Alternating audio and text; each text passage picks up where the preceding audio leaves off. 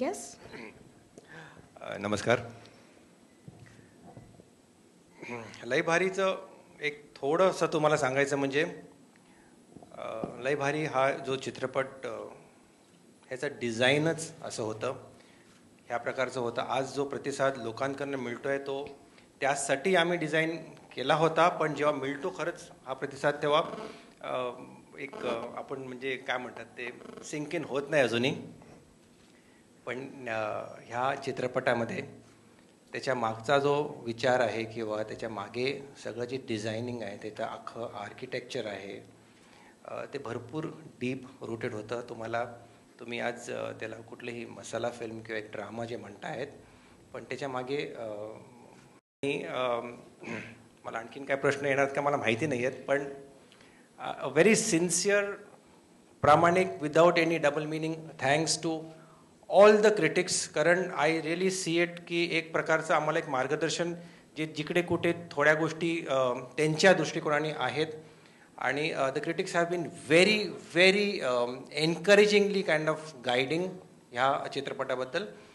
त्यासाठी मी खरंच त्यांचे आभार मानतो की त्यांनी त्यांचा जो व्ह्यू पॉईंट आहे जो आम्हाला ह्या अख्ख्या वेव्हमध्ये आम्ही बघितला नाही, त्याबद्दलही त्यांचे आभार मानतो. जी. या चित्रपटात जिनेलियाजी आणि तुमची एक झलक आम्हाला फक्त मिळाली, तर मराठीला तुमचा एक फुल लेंथ फीचर मिळणार का? कारण तुम्ही जेव्हा हिंदी चित्रपटात येता तेव्हा तर धमाल मचवताच. तेरे Naal love Ho Gaya is one of my personal favourite. So thank you. Is that gonna happen in Marathi?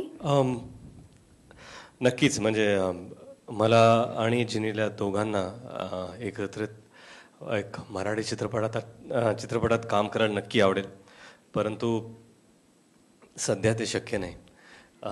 Congratulations by the way. जर संधी आली आणि जर वेळ बरोबर असेल तर नक्की आम्ही एकत्र काम करू. Will wait for that quite eagerly. Speaking of guest appearances, Salman Khan म्हणजे भाईंना तुम्ही भाऊ कसं काय केलं? आय मीन कसं जमवलं कसं हे गणित? प्लीज प्लीज आम्हाला सांगा. नाही, सलमान खान हे मला भाऊ म्हणतात आणि मी त्यांना भाऊ म्हणतो. म्हणजे आमचे भाई भाई नाही पण भाऊ भाऊचे संबंध आहेत.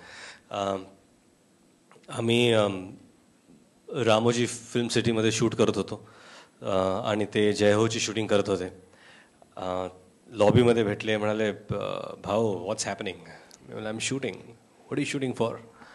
मी म्हणलं लय भारी. तर मराठी फिल्म? म्हणलं हो. तो म्हणलं की मेरे को एक सीन मिलेगा क्या? मैंने सीन अभी कहाँ, एक सीन दो ना मुझे सीन करना है.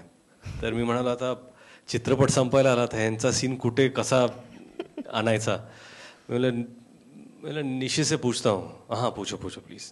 त्या निशीला विचारलं की बाबा सीनचं काय करायचं? निशी म्हणले आता हा सीन कुठे टाकायचा? तर मी म्हणलं आता बघा काय, म्हणजे it will be great to have Salman do a Marathi scene. त्यामुळे मला विचार करू द्या, अजून काय नक्की नाही. जर जमलं तर बघूया, नाही जमलं तर जमत नाही म्हणून सांगूया. म्हणजे ठीक आहे. मग जिमला गेलो संध्याकाळी. अरे सीन का कुछ हुआ क्या? मी म्हणलं हां सोच रहे कल बात कर. दुसऱ्या दिवशी जिमला गेलो. यार सीन का कुछ हुआ क्या?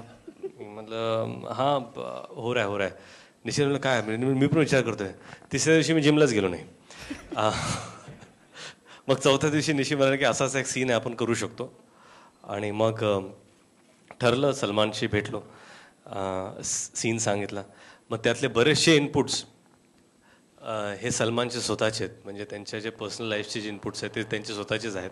ते आम्ही अडॅप्ट केले ह्या सीनमध्ये आणि एक चांगला सीन झाला. मी ऑडियन्समध्ये पाहिला तो सीन. प्रचंड शिट्ट्या टाळ्यांमध्ये तो सीन कुणालाही ऐकू आला नाही.